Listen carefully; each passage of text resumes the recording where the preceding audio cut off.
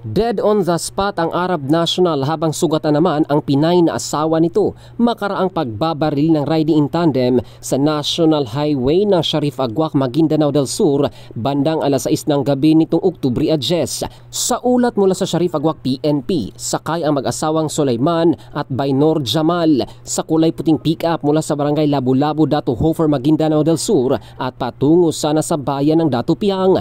Habang nasa bayan ng Sharif Agwak, malapit sa isang restaurant ay biglang pinagbabaril ng hindi pa tukoy ng mga sospek ang mga biktima.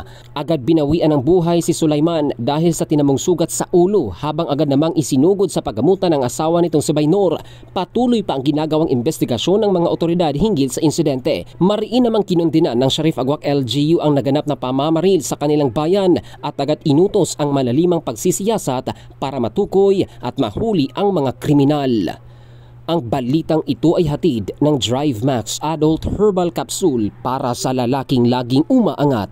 Ito si Jofel Candado in the heart of changing lives ng Brigada News Philippines, the Music and News Authority.